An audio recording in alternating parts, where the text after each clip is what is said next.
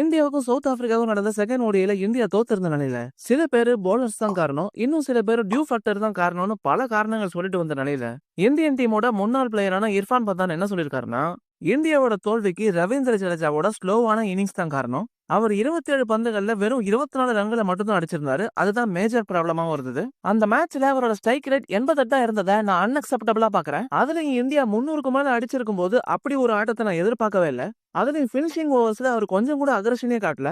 அவராலேயே India கிட்டத்தட்ட ஒரு 15 இருந்து 20 ரன்கள் வரைக்கும் குறைவா தான் அடிச்சிருந்தாங்க. இந்த மாதிரி ரன்ஸ் தான் டியூ ஹெவியா இருக்கிற கிரவுண்ட்ஸ்ல நல்லாவே ஹெல்ப் பண்ணும். ஏன்னா டியூ இருக்கும்போது செகண்ட் இன்னிங்ஸ் டீமுக்கு ரொம்பவே அட்வான்டேஜா இருக்கும். ஏன்னா டியூ இருந்த காரணத்தினால நம்ம பவுலர்ஸ்க்கு ஸ்விங்கும் கிரிப்பும் சரியா கிடைக்கல. அது ஆப்போசிஷன் பேட்டிங் டீமுக்கு அட்வான்டேஜா தான் போயிடும். இதனால தான் ஃபர்ஸ்ட் பேட்டிங் செய்யும் போது கொஞ்சம் பார்த்து விளையாடணும். அதை ஜடேஜா செய்யாம விட்டுட்டாரு. நம்ம பவுலர்ஸும் கொஞ்சம் ஸ்ட்ரகிள் பண்ணாங்க தான் ஒத்துக்கிறேன். ஆனா ஜடேஜாவோட அப்ரோச் தான் டிசப்பாயிண்டிங்காவும் காஸ்ட்லியாவும் இருந்தது. செகண்ட் ஓடியில இந்தியன் டீம் தோத்ததுக்கே அவர் தான் காரணம்னு இர்ஃபான் பத்தான் சொன்னது தான் இப்ப டிபேட் ஏற்படுத்திருக்கு. மக்களை இவர் சொல்ற மாதிரி ஜடேஜாவால தான் இந்தியா தோத்து போனாங்களா, இல்ல பத்தாம் கொஞ்சம் ஆர்ஷா பிஹேவ் பண்றாரான்னு கமெண்ட் செக்ஷன்ல சொல்லுங்க. அப்படியே நம்ம வீடியோஸ் எல்லாம் பிடிச்சிருந்தா லைக்கும் சப்ஸ்கிரைபும் பண்ணி சப்போர்ட் பண்ணுங்க.